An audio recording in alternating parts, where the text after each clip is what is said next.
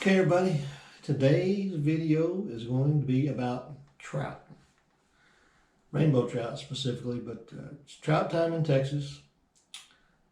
Every winter, Parks and Wildlife is take the trout that they've raised in their hatcheries and they start placing them in streams and park ponds and different places where we have access to them, where we can get out and catch some trout. Trout that can't live here year round. They can't survive here. There's very few places in Texas. The stretches of the Guadalupe River is the only ones that I know of where the trout can survive the Texas heat in the summer. And there are some places there where there's trout year round. But for most of Texas, the trout cannot survive the heat. And so we only have them for a few months in the winter. Like I said, they're raised by Parks and Wildlife in hatcheries, and they take and stock them in different places. And you can go to the Parks and Wildlife website, and they have the schedule of every place that they put them into. A lot of, like I said, little park ponds and such as that do real well. Give the kids a chance to go out and fish for them and catch some trout. So we're going to talk today a little bit about how we different methods to catch these guys. I'm not a huge trout fisherman, but I've done some of it. Today's video, I'm going to be fishing with a fly rod. I'm going to be using what's called dry flies that float on top of the water. Real fun when the trout come up and hit them on top of the water.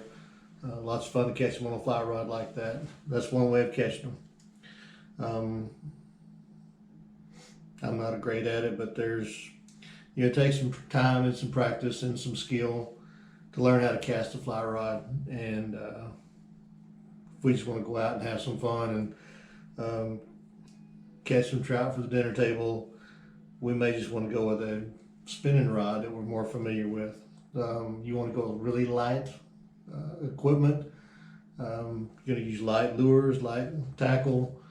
2-pound test is fine. These guys are not very big. 4-pound test works well. Some of the lures you can use, like a little MEP spinner, any kind of inline spinner like that works well. This is called a super duper, I believe. It's kind of like a spoon. You throw it out there and reel it back, and it kind of wobbles back, and they'll hit those. This one is probably larger than some of them that you could use. I'd say it is a finesse fishing for sure. If you want to use a type of a fly, you make these flies that are called pistol peats. They have a little propeller on them, and you can use one of these. I think they're called adjust-a-bubbles, little clear float things. You can put that in your line and put this behind it and cast out there and bring it in, and it'll allow you to be able to cast this little lightweight fly just with your spinning gear. So that's an option. Now if you really want to make sure you catch some, you will probably want to go with bait. So Berkley makes power bait, trout nibbles.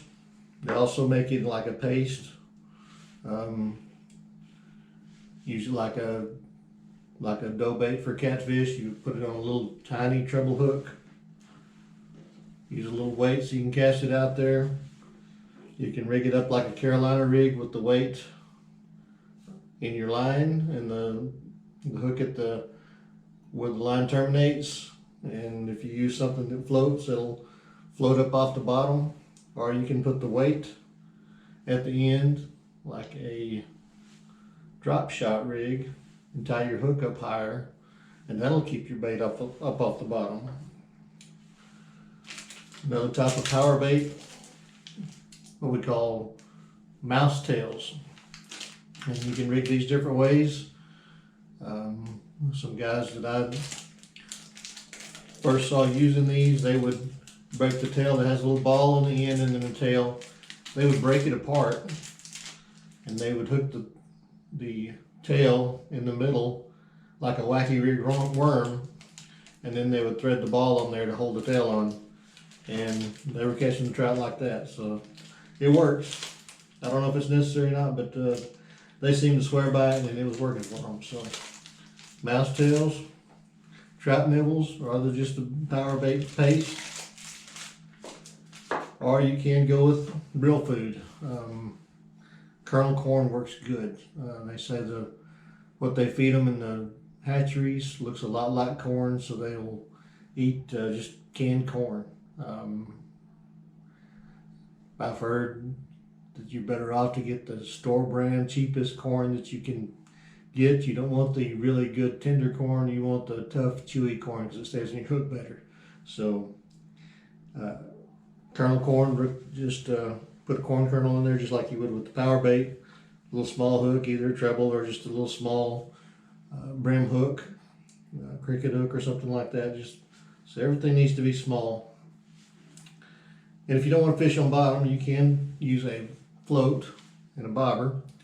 Use bobber here. You want to use the smallest one you can get away with, because, like I say, we're going ultralight stuff here. We're finesse fishing. So if they feel a big bobber, they'll let go of it. You want the smallest one you can get so that they don't detect the resistance and let go of it. Anyhow, those are some equipment that you can use to get on these stocked trout that we have in the wintertime. Like I say, the Parks and Wildlife, they post the schedule, so there's places near everyone across the whole state where you can go catch some of these at a certain time. I think the day they put them out is probably the best day to catch them in some of these places, but it's also crowded. There's a lot of people show up to catch them. So the one thing about these trout, like I said earlier, they don't survive here. They don't belong here in Texas. They're not native here. They can't do well here. They're in here for a short period of time for our pleasure and enjoyment, and we can have some entertainment by catching them, and we can enjoy eating trout that it's just a different kind of fish than what we have here. Different experience on the table, and different experience as you fight them. Also, they're quite acrobatic little guys. But yeah, they're put here just for our pleasure and our enjoyment.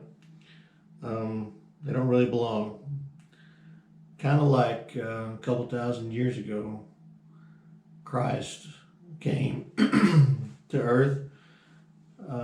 He didn't belong here. He says his kingdom is not of this world. He was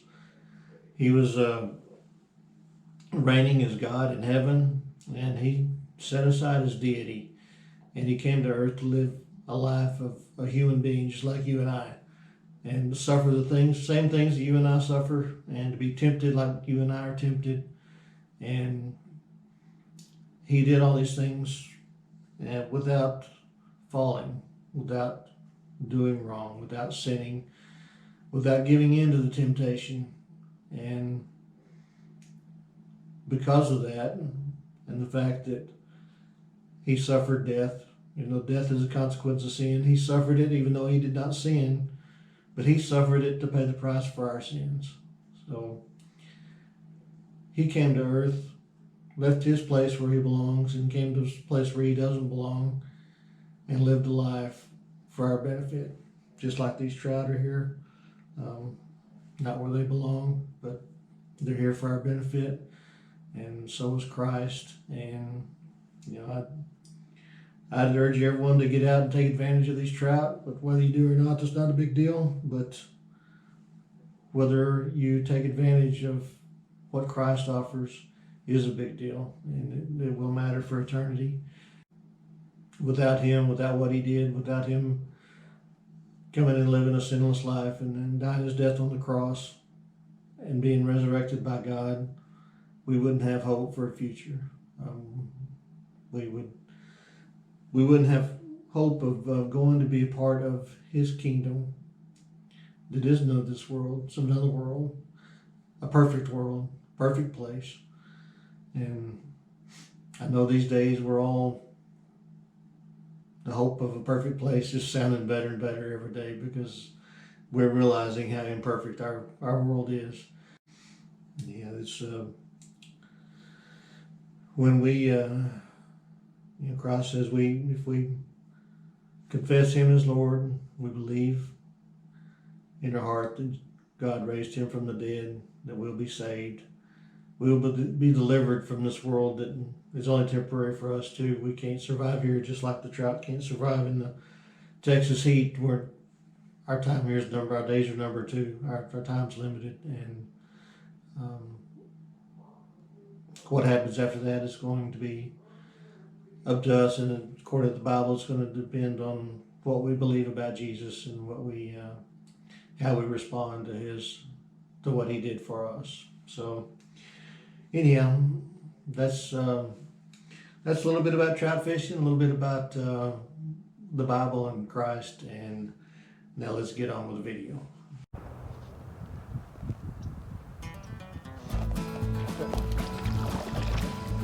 Got enough time.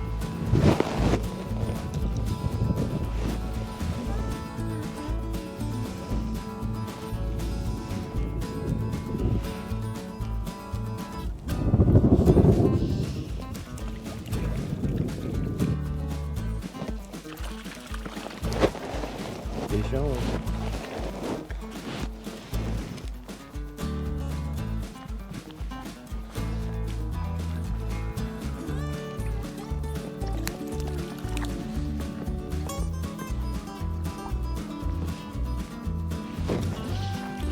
Fish on.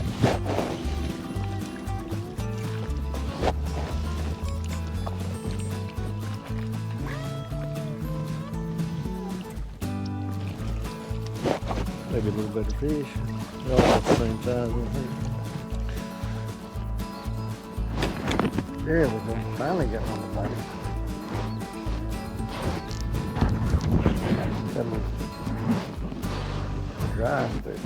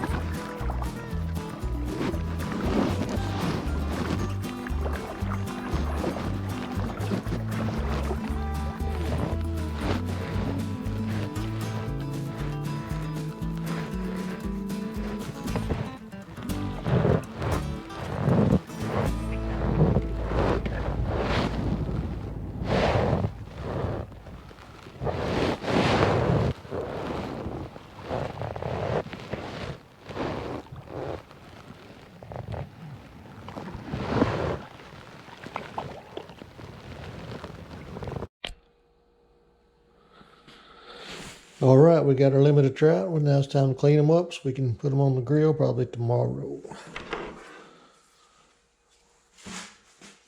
Usually cook them whole. I don't keep the heads. Some people do.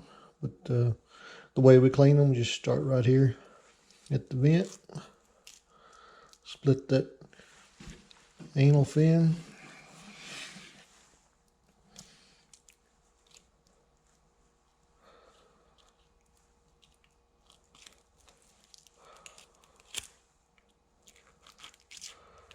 Keep going right up there.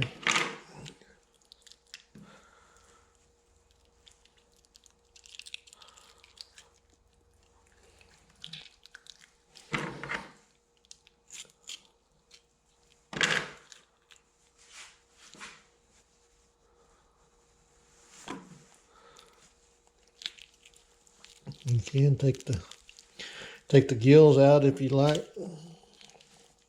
Leave the head on. Some people like the eyeballs and the cheek meat. I don't care anything about it. I take the head off.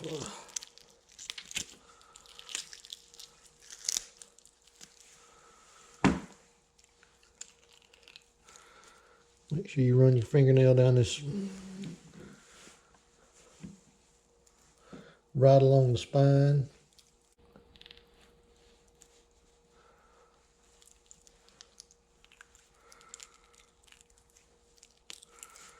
Try to get all that as clean as you can.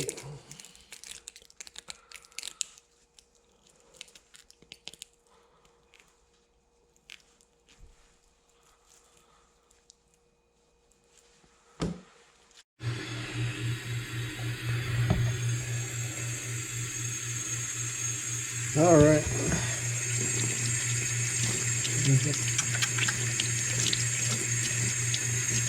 A little water here, we can get them cleaned up real nice.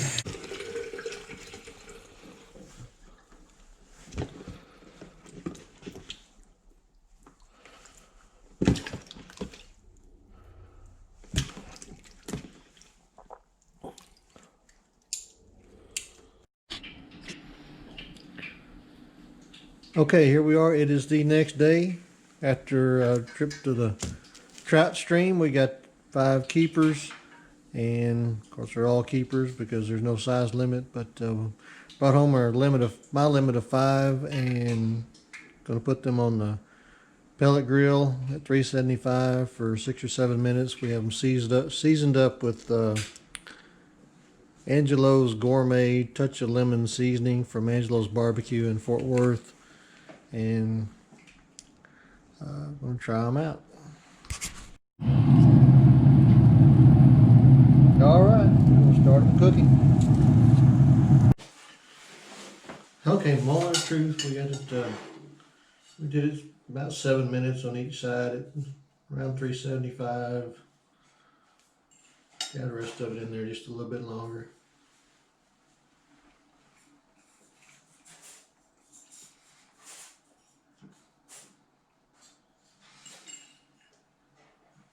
It probably could stand to cook just a little bit longer, but it is good.